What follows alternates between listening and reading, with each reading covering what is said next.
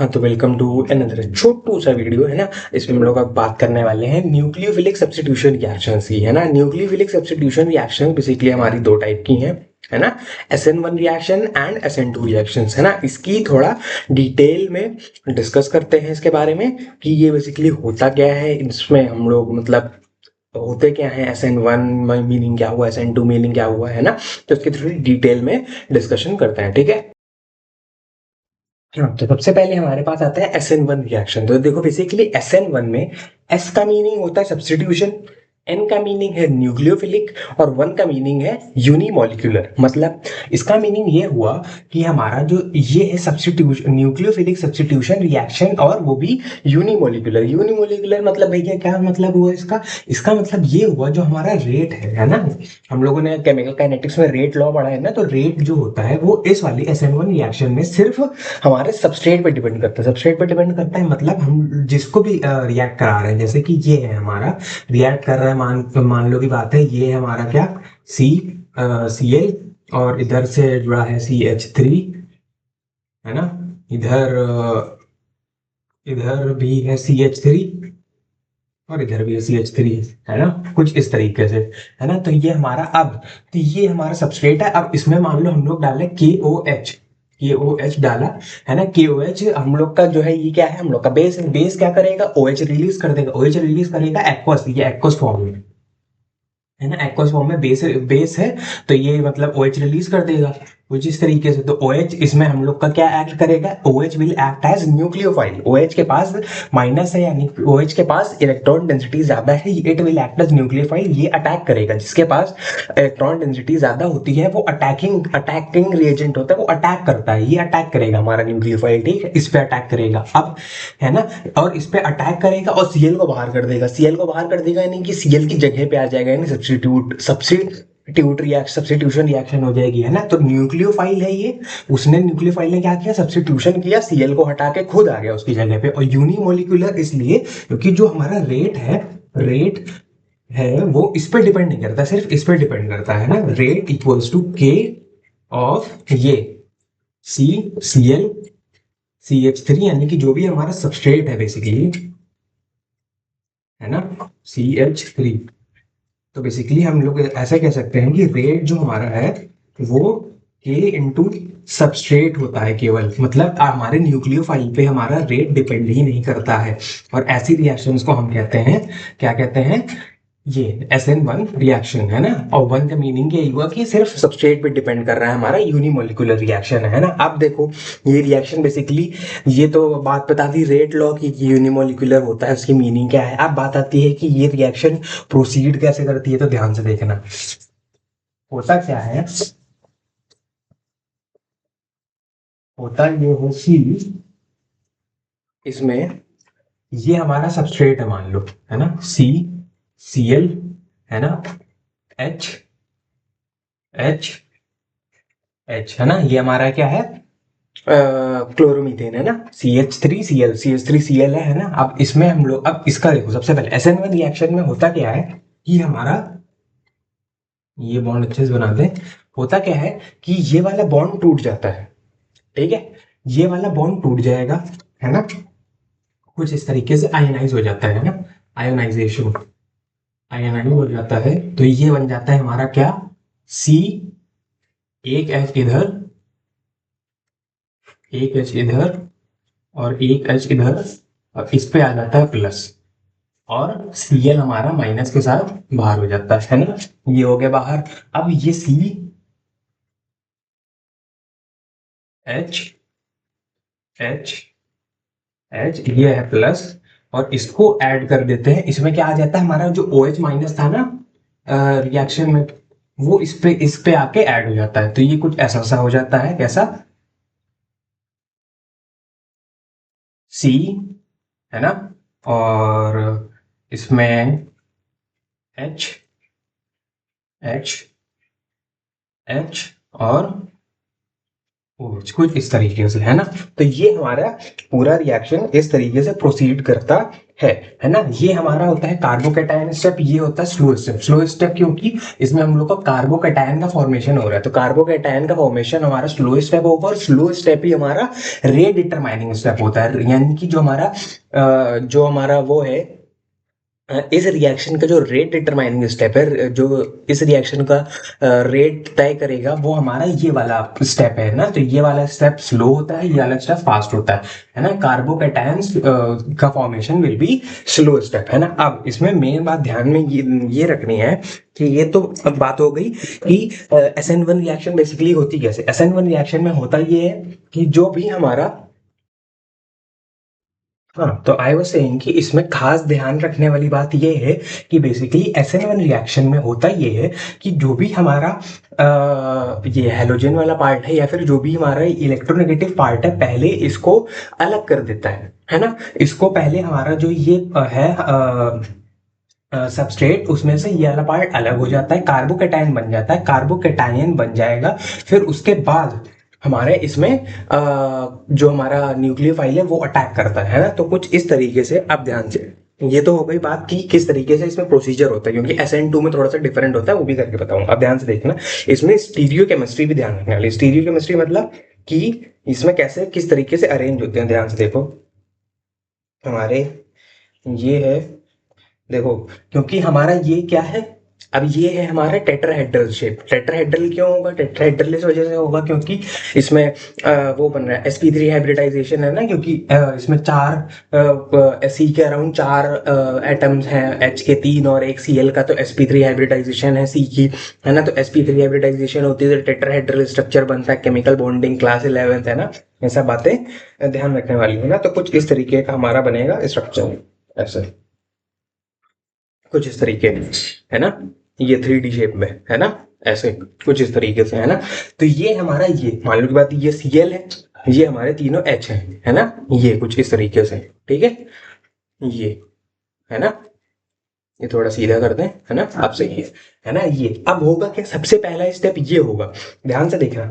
जैसे सबसे पहला स्टेप ये होगा कि ये जो पार्ट है ना, Cl वाला पार्ट, ये इससे निकल जाएगा। अब Cl वाला पार्ट इससे निकल गया, अब Cl वाला पार्ट निकल जाएगा तो ये प्लेनर स्ट्रक्चर हो जाएगा, है ना। क्योंकि अब तो तीन ही बचे ना, तीन बचे, यानी कि अब हाइब्रिडाइजेशन क्या है, sp2, और sp2 हाइब्रिडाइजेशन होगी तो ये प्लेनर स्ट्रक्चर हो जाएगा। प्लेनर स्ट्रक्चर मतलब एकदम ऐसे, यूं, ये प्लेनर स्ट्रक्चर एकदम, है ना। अब ये प्लेनर स्ट्रक्चर हो गया, यानी कि बीच में सी है और यहाँ यहाँ यहाँ पर हम लोग का क्या है, H, है ना। और ये बीच में प्लस बी है, सी पे कार्बोकैटायन, कार्बोकैटायन है, अब प्लस है ना। Cl अलग हो गया। अब ध्यान से देखो, ध्यान से यहाँ देने वाली बात क्या है कि अब जो C है, अब देखो sp3 यहाँ पे था, यहाँ पे sp2 हो गया, यानी कि sp3 हाइब्रिडाइजेशन में से एक Cl चला गया और यहाँ पे sp2 हो गया। इसका मतलब एक p ऑर्बिटल खाली हो गया। एक p ऑर्बिटल खाली हो गया तो एक p ऑर्बिटल कैसा होगा, p ऑर्बिटल का शेप ऐसे होता है ना, कुछ ऐसा सा, ऐसा सा होता है p ऑर्बिटल का शेप, है ना। तो हमारा जो p ऑर्बिटल है वो कैसा होगा, ऐसा, है ना, यहाँ पे बीच में ऐसा, ठीक है। अब p ऑर्बिटल खाली है, तो यानी कि p ऑर्बिटल खाली है, उसका कुछ पार्ट ऊपर है, कुछ पार्ट नीचे है।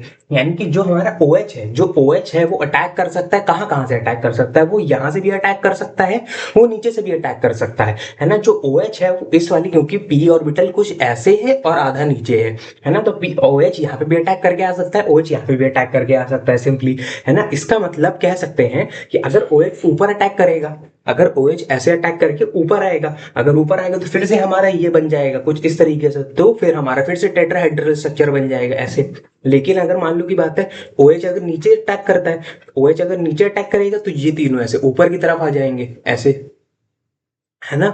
ये तीनों ऐसे एच जो वाले हैं वो तीनों ऊपर की तरफ आ जाएंगे, टेट्राहेड्रल ऐसे बन जाएगा, है ना। इसका मतलब होगा क्या, यहाँ पर बेसिकली बात ये है कि यहाँ पे जब कार्बोकैटायन बना और जब न्यूक्लियोफाइल ने इस पे अटैक किया, तो यहाँ पर दो तरीके के प्रोडक्ट बन सकते हैं, दो तरीके के इन टर्म्स ऑफ, मतलब प्रोडक्ट तो यही बनेगा यही, लेकिन एक होगा, मतलब ये ऑप्टिकल आइसोमेरिज्म शो करेगा, ऑप्टिकल आइसोमेरिज्म शो करेगा। एक होगा लीवो रोटेटरी, एक होगा dextrorotatory. Optical isomerism show करेगा क्यों, क्योंकि इसमें जो p ऑर्बिटल बना वो ऐसा बना, क्योंकि ये प्लेनर स्ट्रक्चर था, प्लेनर स्ट्रक्चर था, तो ऊपर का आधा p ऑर्बिटल इधर खाली, आधा ऐसे खाली। तो हमारा जो OH OH है वो ऊपर से अटैक करेगा तो ये नीचे की तरफ बनेगा, जैसा पहले ये था हमारा, है ना। तो जो जैसा पहले ये था तो और वैसा ही बन गया, तो हम इसको कहते हैं रिटेंशन। इस पार्ट को कहते हैं रिटेंशन, मतलब पुराना शेप ही रिटेन कर लिया, रिटेंशन, है ना। जैसा पहले था कि नीचे साइड को ही थे सारे के सारे हमारे एच और ऊपर को सीएल था, अब ऊपर को OH आ गया, नीचे की तरफ एच है, तो ये हमारा रिटेंशन है। लेकिन ये तो तब होगा जब OH ऊपर से अटैक करेगा, बट अगर किया क्या, OH ने नीचे से अटैक किया तो हमारे एच ऐसे ऊपर की तरफ हो जाएंगे, ऊपर की तरफ हो जाएंगे। तो ये इस पार्ट को हम कहते हैं इन्वर्जन, मतलब पहले था सीएल ऊपर, है ना, तो लेकिन हट गया, अब OH नीचे से अटैक किया, OH नीचे से अटैक किया, यानी कि इन्वर्टेड, इन्वर्टेड उल्टा, है ना, तो इन्वर्जन वाला केस हो जाएगा। तो यहाँ पर जो हमारा प्रोडक्ट बनेगा वो कुछ पार्ट इसमें से मान के चलो 50% इन्वर्जन हो जाएगा, 50% रिटेंशन हो जाएगा, तो हमारा प्रोडक्ट बनेगा यही, लेकिन आधा बनेगा हमारा वो इन्वर्टेड प्रोडक्ट और आधा बनेगा रिटेंशन वाला प्रोडक्ट, है ना। वैसे आधा आधा नहीं बनता है, इन्वर्जन वाला थोड़ा सा ज्यादा बनता है, उसका रीजन कुछ है, अब टिपिकली वो थोड़ा डीप ऑर्गेनिक केमिस्ट्री है ना, ओवरऑल। बट बस इतना याद रखना है इसमें कि यहाँ पर आधा प्रोडक्ट हमारा कुछ पार्ट रिटेंशन का बनता है, कुछ पार्ट इन्वर्जन का बनता है। ये स्टीरियो केमिस्ट्री है, ध्यान रखने वाली, कि यहाँ पे sp3 था, sp2 हुआ, sp2 पे जब p ऑर्बिटल एक खाली होगा तो OH ऊपर से भी अटैक कर सकता है, नीचे से भी अटैक कर सकता है, तब हमारा जो प्रोडक्ट बनेगा वो रिटेंशन से भी बन सकता है, इन्वर्जन से भी बन सकता है। होपफुली ये बात समझ में आई हो, है ना। अब थोड़ा सा आगे बढ़ते हैं, ये कुछ इस तरीके से, है ना। तो हमारा एक पार्ट रिटेंशन का बन जाएगा कुछ इस तरीके से, और ये इन्वर्टेड। अब ध्यान से बात ये सुनने वाली है क्या, अब ये दोनों ऑप्टिकल आइसोमर्स है या मतलब ऑप्टिकली एक्टिव है या नहीं। देखो ऑप्टिकली एक्टिव कैसे होता है, ऑप्टिकली एक्टिव होने के लिए कायरल सेंटर होना चाहिए। कायरल सेंटर कैसे होता है, कायरल सेंटर तब होता है जब सी के जो भी चार इस पे एटम जुड़े हैं वो चारों अलग अलग हो, चारों अलग अलग है क्या, एक सीएल है और 3 H है, नहीं भाई 3 H है, इधर चारों में चारों अलग अलग होने चाहिए। तो ये हमारा कायरल सेंटर तो नहीं है हमारा सी। अगर ये कायरल सेंटर नहीं है तो ये हमारा ऑप्टिकली एक्टिव नहीं है। ऑप्टिकली एक्टिव नहीं है इसका मतलब ये दोनों होंगे सेम, ये दोनों सेम ही होंगे। ऑप्टिकली एक्टिव नहीं है तो ये दोनों सेम है, इन ऑप्टिकली इनएक्टिव है हमारा प्रोडक्ट, तो ये दोनों सेम है, यानी कि हमारा जो भी प्रोडक्ट बना है वो 100% सेम ही तरीके का रोटेशन शो करेगा। मगर अगर ये गलती से ऐसा होता, कैसा, यहाँ पर Cl है, यहाँ पे Br होता, और यहाँ पे मान लो है हमारा I, है ना, कुछ इस तरीके से। तो अब ये ऑप्टिकली एक्टिव बन गया, अब ये ऑप्टिकली एक्टिव है, तो यहाँ पे Br है, यहाँ पे I है ना, तो यहाँ पे क्या हो जाएगा, यहाँ पे Br है और यहाँ पे I, कुछ इस तरीके से, है ना।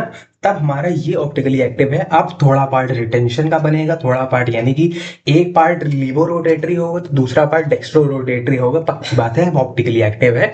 अब हमको रेसमिक मिक्सचर मिल जाएगा 1:1 में। रेसमिक मिक्सचर मतलब होता है कि आधा मतलब racemic mixture basically is the mixture जिसमें थोड़ा पार्ट लीवो रोटेटरी है, मतलब जो लेफ्ट साइड में रोटेशन शो करे, और डेक्स्ट्रो रोटेटरी जो राइट साइड में रोटेशन शो करे बेसिकली, है ना, वो हमारा हो जाएगा ये, है ना। तो कुछ इस तरीके से हमारा ये स्टीरियो केमिस्ट्री इसमें होगी, ठीक है। हाँ, नेक्स्ट अब हमारे पास बात आती है order of reactivity of 3 degree, 2 degree and 1 degree. हमारे कार्बन का मतलब वो सीरीज है ना, तो order of reactivity very important, क्योंकि ऑर्डर पूछा जा सकता है ना, और याद भी होना चाहिए। इस पे एप्लीकेशन बेस्ड क्वेश्चन 2025 यानी कि मेरे पेपर में ही आया था, बहुत अच्छा क्वेश्चन, है ना। 3 डिग्री इसमें होता है, 2 डिग्री ज्यादा देन 1 डिग्री, है ना। ऐसे कैसे होता है देखो, ये तो मैंने लिख दिया, आप समझा भी देता हूँ, ध्यान से देखना। यहाँ पे सबसे पहले हम लोगों ने क्या किया था, सी है ना, इससे मान लो R1 जुड़ा है ना, R2 जुड़ा है और R3 जुड़ा है, और इधर है Cl, ठीक है। इसमें से सबसे पहले क्या होगा, आयोनाइजेशन होगा, आयोनाइजेशन आयोनाइजेशन होगा तो क्या बन जाएगा, C प्लस R1, एक साइड R2 और एक साइड R3, ठीक। अब ये है, अब मान लो की बात क्या है, अब देखो ध्यान से देखो, ये स्लो स्टेप था, ये वाला स्लो स्टेप था, यही बात हुई थी, ये स्लो स्टेप था प्लस Cl माइनस, है ना, कुछ इस तरीके का। तो ये अगर स्लो स्टेप है तो इसमें होगा क्या कि हमें बेसिकली जब कार्बोकैटायन की स्टेबिलिटी चेक करनी है, कार्बोकैटायन स्टेबल कब होगा, जब उसके पास जो तीनों यहाँ पे जो R1 R2 R3 हैं, तीनों कार्बन चेन्स हो। मतलब अगर हमारा R1 R2 में से ध्यान से देखो, अगर मेरे R1 R2 R3 ये तीनों, अगर ये है H, है ना, कुछ इस तरीके से,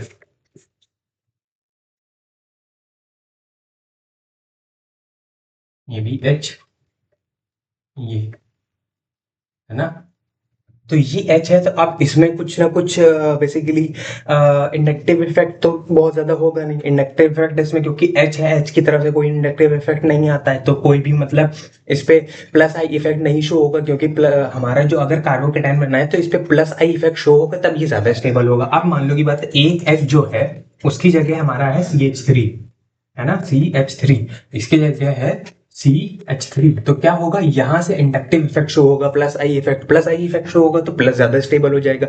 यानी कि हम कह सकते हैं क्या, कि CH3 से ज्यादा स्टेबल कौन है, हमारा ये CH2 CH3, है ना, पहले क्या था, CH3 था ना, प्लस कार्बोकेटाइन, कुछ इस तरीके से, है ना, हम लोग का ये वाला ज्यादा स्टेबल होगा। इससे इन टर्म्स ये SN1 रिएक्शन की बात हो रही, ध्यान देना, SN1 रिएक्शन की बात हो रही है, SN1 रिएक्शन में ये ज्यादा स्टेबल होगा इससे, क्योंकि ये प्लस आई इफेक्ट शो कर रहा है और ये ज्यादा स्टेबल हो जाएगा। अब मान लो की बात, एक और H है, इसकी जगह भी CH3 हो, ऐसे CH3, है ना, कुछ यहाँ पे CH3, तो यहां से भी ऐसे इंडक्टिव इफेक्ट शो होगा। अब इस प्लस पे यहां से भी प्लस आई इफेक्ट शो हो रहा है, यहां से भी प्लस आई इफेक्ट शो हो रहा है, तो दो जगह से प्लस आई इफेक्ट शो हो रहा है, और ज्यादा स्टेबल हो जाएगा। यानी कि इससे ज्यादा स्टेबल कौन होगा हमारा, बेसिकली ये, क्या, CH3 CH3, ये, और ये है 2 डिग्री, ये है हमारा 1 डिग्री, ये है हमारा 2 डिग्री, है ना, और उसके बाद मान लो कि यहाँ पे भी H है, इसकी जगह भी क्या हो, हमारा CH3, यानी कि यहाँ पर भी क्या हो, CH3, तो यहाँ से भी ऐसे प्लस आई इफेक्ट शो होगा, तो तीनों जगह से आ रहा है इस पे प्लस पे, मतलब प्लस आई इफेक्ट, तो ये बहुत ज्यादा स्टेबल हो जाएगा, बहुत ज्यादा स्टेबल हो जाएगा, मतलब सबसे ज्यादा स्टेबल कौन हो गया, C पे, जब तीनों जगह CH3 लगे हो, तीनों जगह CH3 का मतलब हो गया ये हमारा 3 डिग्री। यानी कि सिंपली हमें ये पता चल गया कि 3 डिग्री ज्यादा स्टेबल होता है 2 डिग्री से, ज्यादा स्टेबल होता है 1 डिग्री से, इन terms of SN1 reaction. SN1 reaction में कुछ इस तरीके से हमारा ऑर्डर फॉलो होगा। तो होपफुली ये पार्ट ऑर्डर ऑफ रिएक्टिविटी समझ में आया होगा, किस तरीके से हम लोग को चेक करना है। इसमें हम लोग को बेसिकली कार्बोकेटाइन की स्टेबिलिटी चेक करनी होती है SN1 रिएक्शन में, है ना। तो होपफुली ये पार्ट समझ में आया होगा। ठीक है, बढ़ते हैं नेक्स्ट पार्ट पे। हाँ, नेक्स्ट हमारे पास बात आती है SN2 रिएक्शन की। अब देखो, SN2 रिएक्शन में S का मतलब है सब्स्टिट्यूशन, N का मतलब है न्यूक्लियोफिलिक, और 2 का मतलब है बायमोलिकुलर, है ना, बायमोलिकुलर मतलब। अब इसमें बेसिकली हमारा जो रेट और रेट लॉ है वो, उसमें सबस्ट्रेट का भी जो हमारा मतलब कंट्रीब्यूशन होगा, और हमारे न्यूक्लियोफाइल का भी कंट्रीब्यूशन होगा। मतलब जैसे कि मान लो हमारा ये है C, इधर Cl लिखा है, इधर है हमारा, इधर है हमारा क्या, इधर है H, इधर है H, इधर है H, प्लस हमने क्या लगा दिया इसमें, OH माइनस हमने इसमें दे दिया। ठीक है, तो इसमें अब जो जो भी प्रोडक्ट बनने वाला है फाइनली, है ना, उसमें जो भी प्रोडक्ट बने, लेकिन जो हमारा रेट लॉ है, रेट किससे डिटरमिन होगा, रेट जो होगा वो अब किस पे डिपेंड करेगा, के सबस्ट्रेट, यानी कि ये Cl H H H and OH minus, है ना, या फिर हम कह सकते हैं K इंटू सबस्ट्रेट का कॉन्सेंट्रेशन और न्यूक्लियो फाइल का कॉन्सेंट्रेशन। अब इसमें दोनों पे रिएक्ट कर रहा है, इसीलिए बायोमोलिकुलर लिखा है, यानी कि इसके भी कॉन्सेंट्रेशन पे डिपेंड करता है, इसके भी कॉन्सेंट्रेशन पे डिपेंड करता है हमारा SN2 रिएक्शन। तो है ना, तो ये होपफुली ये वाला पार्ट समझ में आया होगा कि इसमें करना क्या है, कि दोनों के कॉन्सेंट्रेशन पे डिपेंड करता है, सिर्फ इसके नहीं, जैसे SN1 रिएक्शन में खाली इसके कॉन्सेंट्रेशन पे डिपेंड करता है। ठीक है, बढ़ते हैं आगे। हाँ, अब देखो, ये वाली रिएक्शन बेसिकली होती कैसे है, कि जैसे यहाँ पे C है, ये है हमारा H, ये है हमारा H, ये है हमारा H, और यहाँ पर जुड़ा है Ca। ठीक है, कुछ इस तरीके से। अब मान लो की बात, OH है हमारा क्या, न्यूक्लियोफाइल अटैकिंग रिएजेंट, ये आएगा। अब ये क्या करेगा, SN2 रिएक्शन में जो हमारा OH होता है या फिर अटैकिंग रिएजेंट न्यूक्लियोफाइल, वो ऐसे अटैक करता है कि वो पीछे से अटैक करता है, मतलब ऐसे पीछे से अटैक करेगा, आगे से Cl निकल जाएगा, है ना। कि मतलब इसने आया, इसने पीछे से अटैक किया, C को धक्का मारा और वो Cl आगे से Cl निकल जाएगा, कुछ इस तरीके से होगा ये कि C और इधर आ जाएगा OH, है ना, इधर H H H और प्लस Cl माइनस, है ना। तो बेसिकली इसमें एक ट्रांजिशन स्टेट बनती है। ट्रांजिशन स्टेट मतलब बेसिकली बीच वाला स्टेप, बीच वाला स्टेप मतलब ध्यान से देखना, है ना। होगा ये कि इसमें बनेगा कुछ ऐसा, ऐसा मतलब C, है ना, ये है H ऊपर, ये H, ये एक, ये H, ये Cl OH, है ना, ये होगा, है ना। OH आया पीछे से, OH आया पीछे से, उसने धक्का मार रहा है, ये बीच वाला स्टेप है ना। कि बीच में हो क्या रहा होगा कि OH धक्का मार रहा होगा, Cl आगे से निकल रहा होगा, OH इधर से जुड़ रहा होगा, C और Cl के बीच का जो बॉन्ड है वो टूट रहा होगा, OH और C के बीच का बॉन्ड बन रहा होगा। ये बॉन्ड टूटने में एनर्जी कुछ लगेगी, है ना, बॉन्ड को तोड़ने में कुछ एनर्जी लगेगी। वो एनर्जी कहाँ से आएगी, ये जो बॉन्ड बन रहा है उसकी एनर्जी से ये वाला बॉन्ड टूटने लगेगा, है ना। तो ये वाला बॉन्ड टूटेगा, फिर उसके बाद हम लोग को क्या बन जाएगा, कुछ इस तरीके से ये बन जाएगा OH, ये है H H H और प्लस Cl माइनस बाहर हो जाएगा सिंपली, है ना। तो बेसिकली यहाँ पर ये वाला जो मेथड है ये कैसे बनता है, ये होता है ट्रांजिशन स्टेट से। ट्रांजिशन स्टेट से SN2 रिएक्शन होती है। इसमें हम लोग का कार्बोकेटायन नहीं बनता, इसमें ट्रांजिशन स्टेट से होती है। और इसमें होता है 100% इन्वर्जन, 100% इन्वर्जन मतलब ध्यान से देखो तो अगर OH आएगा, उसने पीछे से धक्का मारा, तो अब इसके पास केवल Cl के पास आगे इधर ही जाने का रास्ता है, यानी कि OH सिर्फ पीछे जोड़ सकता है, OH आगे जुड़ ही नहीं सकता, यानी कि जितना OH आएगा वो पीछे ही जोड़ेगा, रियर साइड में, पीछे वाली साइड में, है ना। तो 100% इन्वर्जन होगा, रिटेंशन कुछ भी नहीं होगा। तो SN2 रिएक्शन में ये ध्यान रखने वाली बात है, कोई रिटेंशन नहीं, 100% इन्वर्जन, ट्रांजिशन स्टेट बनती है कुछ इस तरीके से। पीछे से ऐसे OH आता है, अटैक करता है, Cl को आगे से निकाल देता है। और इसमें क्या खास ध्यान रखने वाली बात है, अब इसमें बार फिर से वही आ जाती है कि इसमें 1 डिग्री 2 डिग्री 3 डिग्री में क्या होगा, है ना, कि इसमें 1 डिग्री 2 डिग्री और 3 डिग्री में क्या होगा बेसिकली, है ना। एक सेकेंड, इसमें और कुछ, हाँ, इसको इन्वर्जन को कहते हैं वॉल्टन इन्वर्जन, है ना। इस इन्वर्जन का नाम है वॉल्टन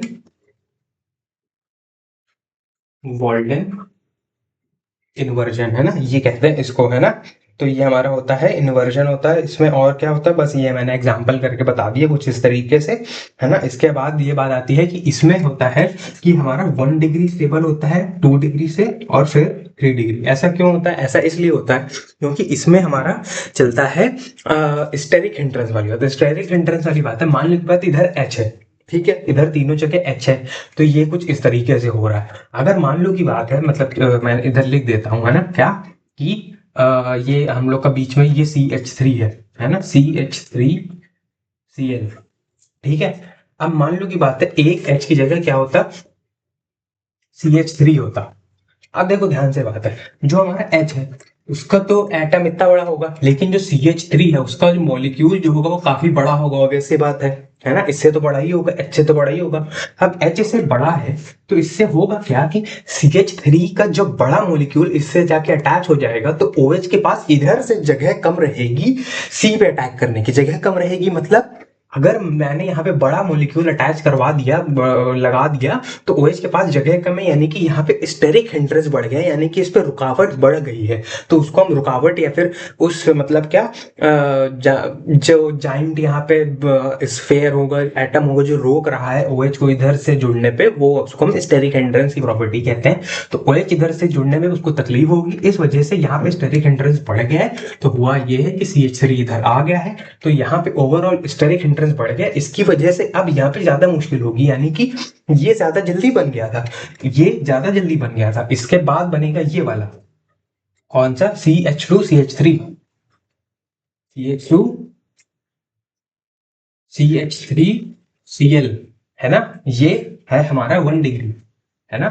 फिर उसके बाद बात आती है, मान लो की बात इधर भी CH3 होता, इधर भी CH3 होता, अब तो दो बड़े बड़े मॉलिक्यूल्स आ गए, दो बड़े बड़े मॉलिक्यूल्स आ गए, तो अब और ज्यादा दिक्कत होगी OH को इस साइड से जुड़ने में, OH को और ज्यादा दिक्कत होगी।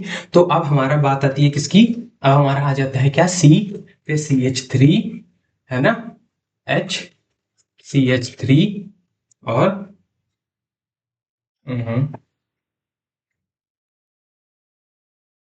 सॉरी इस पे CH3 इधर है, 2 इधर होगा, Cl है ना। तो कुछ इस तरीके से ये हमारा 2 डिग्री। अब इसमें देखो, हाँ ध्यान से देखो, 1 डिग्री वाला ज्यादा स्टेबल है 2 डिग्री से, क्योंकि इसमें स्टेरिक एंट्रेंस वाला पार्ट है। अब इधर एक और CH3 होता कुछ इस तरीके से, तो हमारा क्या हो जाता है, इसको मैं हटा देता हूँ,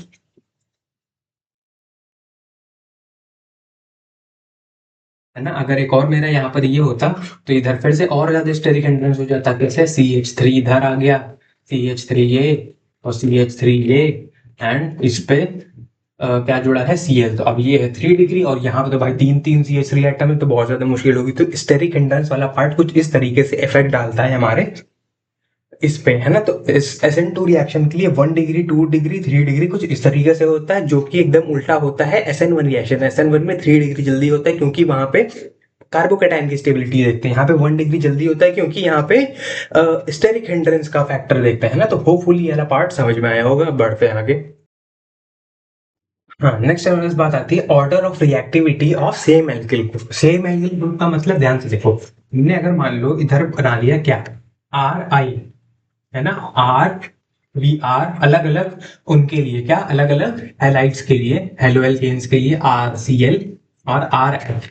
तो इसकी रिएक्टिविटी ज्यादा होती है इससे इससे ऐसे क्यों होती है भाई, क्यों होती है, क्योंकि होगा क्या कि जब अगर हम बेसिकली होगा क्या, जो RI बॉन्ड है, क्योंकि आई का स्फेयर कितना होता है, आई का स्फेयर होता है बड़ा सा, Br का स्फेयर होता है उसके बाद, है ना, फिर होता है Cl का स्फेयर, और फिर सबसे छोटा होता है F का स्फीयर, है ना। क्यों, क्योंकि इनमें वो होता है क्या, ये एक ही ग्रुप में होते हैं, और ग्रुप ऐसे बढ़ता है FCl Br, और फिर उसके बाद I, है ना। तो कुछ इस तरीके से साइज बढ़ता चला जाता है। अब साइज बढ़ेगा, अगर साइज बढ़ेगा तो R और I के बीच में बॉन्ड लेंथ बढ़ेगी, है ना, क्योंकि ऑब्वियसली बात है, R अगर यहाँ पे अटैच होगा तो R और I के बीच में बॉन्ड लेंथ बढ़ेगी, यहाँ R अटैच होगा तो RBr के बीच में बॉन्ड लेंथ है, ये RCl के बीच की बॉन्ड लेंथ है, RF के बीच की बॉन्ड लेंथ है। तो बॉन्ड लेंथ जिसके ज्यादा बीच में बॉन्ड लेंथ होगी, अब ज्यादा बॉन्ड लेंथ है तो इसमें क्या होगा, मतलब इनके बीच में दूरियां ज्यादा है, दूरियां ज्यादा है तो उनको कोई जल्दी से तोड़ सकता है ना। दूरियां जिसके बीच में ज्यादा होती हैं तो उसको कोई जल्दी से तोड़ सकता है, तो यानी कि ये वाला बॉन्ड जल्दी से टूट सकता है। अगर ये वाला बॉन्ड जल्दी से टूट सकता है तो ये वाला जो है यहाँ पर, ये आई जो है ये बहुत अच्छे से रिएक्टिव होगा, बहुत ज्यादा रिएक्टिव होगा। मतलब OH अगर आके इस पे अटैक करेगा तो ऑयल जल्दी निकल जाएगा, इन कंपैरिजन टू BrClF, है ना। तो अगर न्यूक्लियोफाइल इस पे अटैक करेगा तो आई सबसे जल्दी निकलेगा, और फिर उसके बाद Br, फिर Cl, फिर F। तो कुछ इस तरीके से हम लोग का order of reactivity for same alkyl group चलता है। होपफुली वाला पार्ट समझ में आया होगा, है ना। हाँ, नेक्स्ट हमारे पास बात आती है order of reactivity of same halogen atom. Same halogen atom का मतलब, लेकिन अब इसमें हम लोग अलग अलग डिग्री का कंपैरिजन कर लेते हैं। मतलब मान लो की बात है, ये है C, इधर लगा है R, ये है R, और ये है R, और इधर लगा है कोई भी X, है ना, कोई भी X, है ना। और इसका जो वो है वो ज्यादा होगा इससे, C R R, इधर लगा है H X, ये ज्यादा होगा किससे, ये ज्यादा होगा R C H H X, और ये सबसे ज्यादा होगा किससे, C H H H X, है ना। ऐसा इसलिए क्योंकि R जब लगा है तो R की वजह से यहाँ पे प्लस आई इफेक्ट आएगा, इस पे प्लस आई इफेक्ट आएगा, इसकी वजह से प्लस आई इफेक्ट आएगा, इसकी वजह से प्लस आई इफेक्ट आएगा, यानी कि C पे बहुत ज्यादा प्लस आई इफेक्ट आएगा। तो जो ओवरऑल ये वाला बॉन्ड है, ये वाला बॉन्ड ज्यादा पोलराइज हो जाएगा। पोलराइज हो जाएगा मतलब जब प्लस आई इफेक्ट इधर तीनों जगह से आ रहा है, तो जो C पे इतना ज्यादा इलेक्ट्रॉन का कॉन्सेंट्रेशन हो जाएगा कि वो इलेक्ट्रॉन्स को और ज्यादा धक्का देने लगेगा, कि मुझे इतने ज्यादा इलेक्ट्रॉन्स मिल चुके हैं कि मुझे इस बॉन्ड में ज्यादा इलेक्ट्रॉन्स पसंद नहीं आ रहे हैं। एक काम करो, तुम थोड़े इलेक्ट्रॉन्स अपनी तरफ रख लो, अपने पास रख लो,